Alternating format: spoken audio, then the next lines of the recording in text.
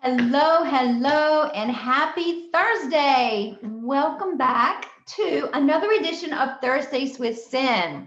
This is where I try to share some wisdom and tips and hopefully inspire and motivate you to take just one step towards your entrepreneurial journey.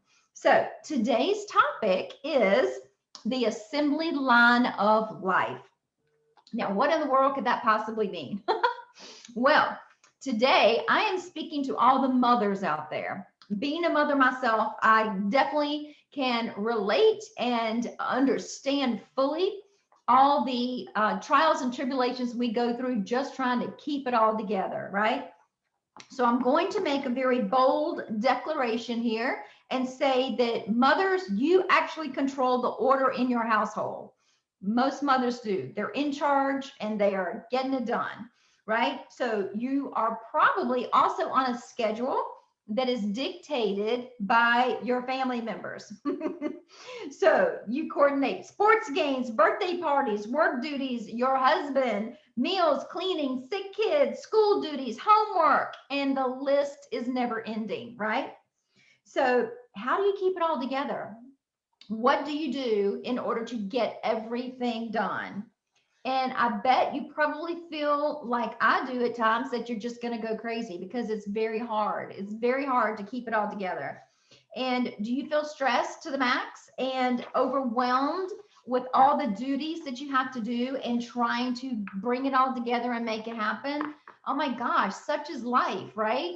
And that's what we signed up for, to be a mother. So I'm not saying that's a bad thing, but sometimes we can allow ourselves to become overwhelmed unnecessarily. Now, being a mother, in my opinion, is the best world in the or best job in the world because of the joy and oh my gosh, it's just, there's nothing else like it. But definitely it comes with stresses or stressors and obstacles and challenges that make it difficult at times. So very rewarding job, but a very hard job. I also say it's the hardest job on the planet too. So I want you to think about and just ask yourself, do you ever feel like you're working on an assembly line in a factory and you're just going through the same motions every single day, doing the same tasks day in and day out, and really probably not getting a lot of thank yous for it? Or not probably even a lot of satisfaction and enjoyment out of those mundane, repetitive duties like that. So, do you ever take time for yourself in your daily routine? So, I have definitely been there and done that and been stressed out to the max and always putting the family first. And again, that's not a bad trait, but you do have to manage it within reason. And so it is, I have reached my breaking point a couple times just with the stress and anxiety that that whole job, whatever, all the details that come with that job. So, but when we are always in the give mode and we never take time for ourselves, our mental and our physical health suffers. Okay. So we then begin to resent the things that are the most important things to us in our lives: caring for our family in general, the actual people in our family. There it's so hard sometimes when it's like, I just need a break. You love them, but gosh, you just need a break for a few minutes, right? So we do begin to resent those things or those people that we truly love the most just because we're overwhelmed at the moment.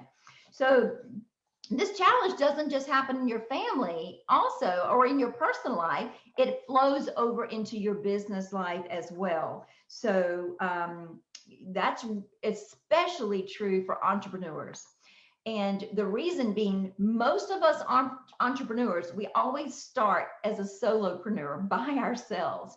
And remember, we talked about on previous Thursdays with Sin about how we are usually a one-man show, or one-woman show, I should say, and that we're doing everything on our own. We're at least starting that way until we can build and build and build, and we just hustle and grind on a daily basis and cut out other fun things just to continue the drive and the determination and the workflow to get us to the reality of achieving those goals and dreams, right? And that's all good to hustle and grind for a period of time, but if you don't have a stopping point at that and start realizing that it cannot consume your life, you're definitely going to experience burnout. So we carry the load by ourselves. Remember, we talk about how our closest friends and family usually don't have any clue what being an entrepreneur is all about. So we have to find our new social circle that we can share ideas and bounce off ideas and be our own cheerleaders for our own individual group, So because simply the others that are close to us just don't understand that. It's a completely different mindset. So they can't speak the language. So it's very hard to share and get the support that you need. So that's why you have to look outside and get a different social circle of those with a similar mindset that are in the same entrepreneurial type process and have the same goals and dreams. So, but it doesn't have to always be that way. So as far as being overwhelmed and stressed and not able to deal with the anxiety sometimes that just comes with everyday normal life. So what I want to challenge you to do today is to really take a deep dive and really take a close look at your schedule. Now, as hokey as this may sound, I'll challenge you starting today at this moment for one solid week. Get a notebook and a pen and attach it to your hip some kind of way, put it in your pocket, and I want you to write down or maybe even just with your cell phone, you can do a recorder and just keep adding to that every single day, every single minute. When you do something different, I want you to take notes, whether verbally or written, of every single task that you do. And then I want you to, at the end of one solid week, a full 7 days, I want you to go back and analyze every single thing that you did. I want you to look for patterns. How can you group things together? Instead of doing a load of laundry every single day, how can you save that all up for one day or maybe just twice a week and knock it all out at once? And that will free up your time on the other days. So look for ways that you can rearrange things. Look for ways that are really, or look for tasks that are really not that important. Does it really have to be done? Now, I'm going to say something pretty brave here. And this is something I learned in business many, many years ago. But I want you to ask yourself, if this specific task does not get done, is anybody gonna die, right? So I remember you may think I'm totally lost at this point, but I remember being in my former role, and I was a manager of a beauty company, or a certain area of a beauty company, and I would get these phone calls of hysterical women that had placed their order, and somehow in their order a tube of lipstick was missing, that was left out in fulfillment, and they were trying to deliver the order to a customer and they were missing a tube of lipstick. And you would have thought the world was coming to an end. Now, isn't customer's order important? Absolutely it is. But it's all about how we handle that situation and how we can appease that customer in many ways. First, apologizing, understanding the seriousness of maybe they had a big event to go to. Maybe there's some samples you could give that customer just until their actual order comes in. There are many, many ways you could go about rectifying that situation while you're dealing with the business to get the replacement shipped, right? But no, you would have thought, again, the world was coming to an end. And I actually had reached my breaking point one day and said, you didn't get a tube of lipstick in an order. That does not mean someone's going to die. Is someone going to die because of that one issue? So you really look at it and put it into that kind of perspective. Obviously, no. Do we really need to heighten our anxiety level to that breaking point, or to that boiling point, or to that point of being ready to quit your job or mutilate someone just because you didn't get your tube of lipstick? So it's really all about perspective and how you deal with situations. And when you just sit back, when you're faced with something really challenging, and I just had something happen 15 minutes before I started doing this live video that made me furious. And as I'm preparing for this video, I'm like, I have got to calm down. I have got to get myself in the right frame of mind. And I've got to come on here and be positive and inspirational to you people. And how can I do that when I am about ready to explode? So as I'm looking over my notes, and I have to take my own best advice, and I'm laughing now. Trust me, 30 minutes ago, I was hot. But it all comes down to something my dogs did. Okay, let's just leave it at that because I don't want to refuel that anger within inside me. So I've been able to take a deep breath, swallow. Is anyone going to die because of what happened? Close, but no. Close, I will say, but no. But anyway, I think you get my point. But when you really just kind of put things into perspective and just think about, ask yourself, if this laundry does not get done today, or if this, whatever the task, cleaning out the refrigerator does not get done today, is anyone going to die? Well, hopefully not if it's germs in the refrigerator. I guess that could be a little tricky, but you get what I'm trying to say. So if the answer is no, no one is going to die because this task does not get done, then find a way to either put it off, delegate it, or exit off your list altogether. Okay. Now I know what you're saying. Easier said than done. Trust me. I understand. I'm a mom. If anybody's schedule is hectic, it's mine. And I would challenge anyone watching this video to put your schedule up against mine. Because of just how I know how hard I push myself and how many hours a day that I work. So it's very difficult.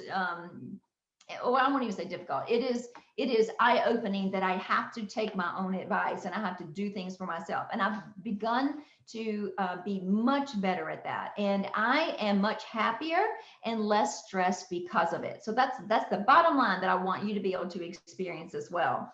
But you have to remember that you are important to your family. Boy, that's an understatement, right? So without you, your family or your business would not run as smoothly. I don't care what anybody says, you know it, and I know that. So you must take care of yourself first. So here's what I want you to think about. Also, if you're on a plane, once you get buckled in, what's the first thing that the flight attendants do? They go through the emergency, preparedness situation. This is what's going to happen if we happen to lose cabin air pressure, right? Your mask is going to drop. Put your own mask on first. That's exactly what they tell you before you try to help anyone else. Why do you think they say that? Because you are the most important at that moment. You can't help other people if you're not taking care of yourself first. Otherwise, if you're really the best at helping everyone, you're not going to last very long and be able to accomplish very much because you're going to die because you don't have your own mask on, right? So think about that in the big scheme of things and how you can relate that to your daily life or your daily schedule, whether it's, again, family or business. So my suggestion to help you overcome all this anxiety and being overwhelmed and how to really the stress of trying to figure it all out and how to make it work is to carve out at least 30 minutes per day for you. Now, I know I can hear it now. You're going to say, I don't have 30 seconds to myself, let alone 30 minutes. Well, that's because it's your choice. You are not commanding that time. Okay. And I know you're probably saying some ugly words to me behind this computer screen, but let me just hear me out for just a minute. If you'll have this discussion with your family, you have a family meeting. I used to always, if it was something big and something I was really stressed about, I'm like, all right, family meeting time, meet at the table now. And everybody, they know like, uh-oh, mom's serious, right? So if you call it, I need some mommy time. And this mommy time is going to be 30 minutes. Let's set the clock. Let's set the timer on the oven or the microwave, wherever. And once it counts down, that's strictly mommy's time during that time. So you have to find another activity. Unless the house is on fire or unless there is blood flowing, do not interrupt mommy in this 30-minute window of time. Now, you can, if for work purposes, you can also call this your creative time. Okay. So, block it out on your calendar, set the expectation. So your business partners or your employees or your virtual assistants or customers, whatever, just block it out on your time. And if you reserve that time, I'm the type of personality, if it's on a calendar, I feel like I have to do it, and I get the satisfaction of checking it off. I'm a list checker offer person. Okay. That's just my personality type. So if you're that way, then that's the best way to accomplish this, is to put it on your calendar, and then follow that calendar and say, okay, time for my creative time. This has to wait. Go over here, do your 30-minute creative time, and really get into the zone with no interruptions. Now, here's another bold statement. Once you name it, others will respect it. This is mommy time. This is creative business time.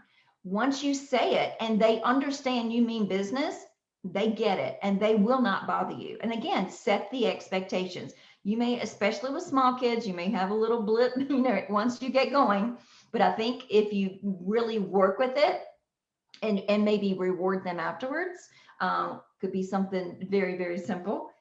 It doesn't have to be huge. People just love recognition for that matter. But again, once you name it, others will respect it, and that will allow you time to do it. Okay. So I'm going to give you another little tip, and this is nothing new. It's just something that jumped out in my mind and my memory as I'm thinking about how to help other moms just deal with the stress of the day. So yeah, I know that for me, I used to take everything so personally that I had to be the one to do it, or it wasn't done right, or it wasn't done good enough. And I'll never forget something my son told me. He was 12 years old. And I was, oh my gosh, it breaks my heart now to even think about it and repeat it. But I'm such a control freak. And I have to do it, or it's not done right or not done good enough. So I was telling him he had to, make up his bed. Well, finally one day he said, why bother? Because you're just going to come in and tell me I didn't do it right, and you're going to redo it anyway. So why should I waste my time in the first place? Oh my goodness.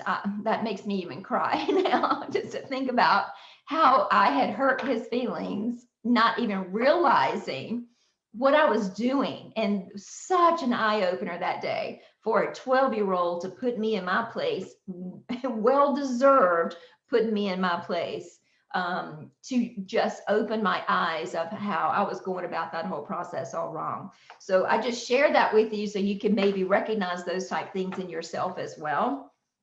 And so from then on, it was regardless of what it looked like. And I'm sure he tested me and made it look like crap, but it was all praise from that point forward. And it was, I've got to learn to relinquish that responsibility and allow others to come in. Stop delegating the task if I'm going to take it over and do it myself anyway. That's not delegating. That's just being a control freak. So anyway, but there are ways that you can find, creative ways that you can find time in your daily schedule in order to get things done and to create that 30-minute window that can really help you, again, alleviate all the stress and anxiety. So here's an idea. If the kids are busy doing homework, then say, okay, this is mommy's homework time too. So they're busy doing their homework. They're either reading or doing, whatever they need to be doing. And then you can say, well, mommy's got to do her homework time too. So for the next 30 minutes, let's just both work independently, silently. And then at the end of 30 minutes, then if you have questions, then I can help you. But for 30 minutes, let's just try to work on our own projects and try to get as much done as possible. So this is when then you can go and watch a training video, or you can go create a training video, or you can jot down notes of, or search the web for new information that you need to move you one step closer in your own business. So this is your homework time in addition to the kids having their homework time. So you're still together. You can even still sit at the kitchen table and still do it all together. You're just working on different projects and try to maximize that time. But again, it's setting the expectation of who's doing what, when, and how. When you involve your kids and your entire family, husbands too, in your own goals and dreams and let them visualize the possibilities and the benefits that they will get out of what you're doing and the efforts and the time commitment that you're doing and putting forth to your own entrepreneurial journey, they will then get excited about helping you and supporting you. So you do have to vocalize that and help them understand that there is a bigger picture, there is a bigger plan. And if they will help you get there, then you will all enjoy in the rewards and the benefits of that success, right? This is big. This is really big, because otherwise they may just see you as you're just doing your own thing and not spending time with me. But if they know why you're doing it and saying, oh, if you just allow me to spend this time over here doing this, then I can reach my goal of XYZ, and then we can all do whatever that goal, the reward for that goal is. And you may even say something simple. Okay, if I can get this training program knocked out this week of this 1 hour video done, then we'll go for ice cream on Saturday. That gives them a reward for you having the opportunity to finish your task at hand. So it's a great way to motivate them to be supportive, and that they actually get to share in their small rewards along the way. So another thing is you can actually give them chores to do so they can earn money, and they have to put their money towards something that's creating a business for themselves. Okay, so this would be, they understand that this is not just spending money, they are earning business money, business capital, and they have to spend that on creating their own business for themselves. So that would be a great family fun planning time for you to help them come up with something that could be their own business. And that helps them learn how to be an entrepreneur themselves. And again, get their buy-in to support you on your own entrepreneurial journey. All right. Now, here's something that I used to love to do, and I even still do it to this day because it just motivates me. And so by myself, my kids are already grown and out of the household by now. But we used to have a family cleanup time, right? Instead of me running around trying to get all the toys picked up and all the dirty clothes put in off the floor into the hamper, and whatever the tasks were, get the dishwasher unloaded and get the dirty dishes loaded, whatever it may be, sweep the floor, vacuum, dust, all those things, those menial tasks that are just a burden every day. Have a 10-minute or 20-minute cleanup time, and turn on the music, dance music, loud and exciting, fantastic music for everybody to say, okay, it's cleanup time. Let's go for the next 10 minutes. Let's see how fast we can get this room cleaned up, or this house, or whatever the task may be. My kids used to love that. They loved it. And they just loved the music being loud and seeing mom run around like a chicken with their head cut off, as well as them. And we're all doing the chores together. And it was a fun time for us to be together and do something fun, but we were accomplishing a goal in the process, right? So, obviously, if I were just to say, okay, spend the next 20 minutes cleaning your room, pick up this living room, get these toys up, how do you think they responded to that? Oh, great. Here she goes again, barking orders, right? Oh my gosh, I hate chores. I don't want to do it. Why can't you do it? You know the drill. You know the scenario. You experience it. I guarantee you yourself. But when we made it fun and we put on the music and I was able to interact with them, acting crazy and run around in a hurry, they loved it. They loved it. Never once did they complain about it. Not once. So it's all about being creative. Think outside the box and find ways to incorporate your family in, so you're not just on that mundane assembly line doing all the chores yourself and driving yourself crazy and getting more and more stressed out the longer it goes. So there is a better way. So we just have to be creative and think about how can we make it fun and how can we do it differently. So also coordinate things if you think about it, really, you need to at some point elevate yourself up to a CEO level status, right? So, and even if you think about if you're the foreman on the production line, other people are doing their individual duties. You need to be the one in charge and helping to delegate those duties and taking the stress off yourself, right? So when you learn the art of delegation, that will be a freeing moment for you that you will, oh my gosh, you won't be the same person for that. It is liberating. That's the word I'm looking for, totally liberating. So do what you do best, which is get the job done. As a mom, the jobs have to get done, right? We're the ones in control of the household. All of it has to be done, but it doesn't mean that you have to be the one to do it. You need to learn how to work smarter instead of harder, all right? And the last thing about that is don't feel guilty about taking that momming time or that creative time that's just 30 minutes a day, okay? Don't feel guilty about that. You have earned that right and you deserve those few minutes a day. And when you really put it into perspective, there are 1,440 minutes in a day.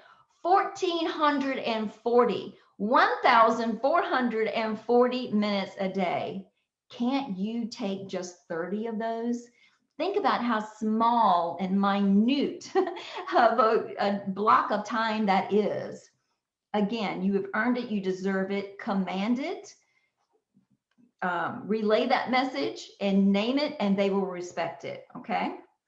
So also for your business side of things, and we talked a lot about family today, but as far as your business side of things, the best thing that you can do is to hire a virtual assistant. Now, again, I can hear you saying, I don't have money, I'm not making money yet, or I'm not making enough money yet, or I can't afford a virtual assistant. Well, I challenge you to think of it this way. You can't afford not to have a virtual assistant. Now, I have said these exact same things. So I feel your pain. I feel your struggles. I understand them. Anyone understands them.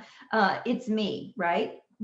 Because I've been in those places. I've been trying to figure out how I'm actually going to pay for, whatever the next bill is, just trying to manage my business myself, let alone trying to hire someone else to manage for me. But hear me out and think about it this way. If you delegate out just 10 hours a week, 10 hours on tasks that someone else can do, something that doesn't require you to do them specifically, because there are tasks that only you can do, but there are tons of tasks that you are not the only one that can do that. There are lower level tasks that you can definitely delegate those out.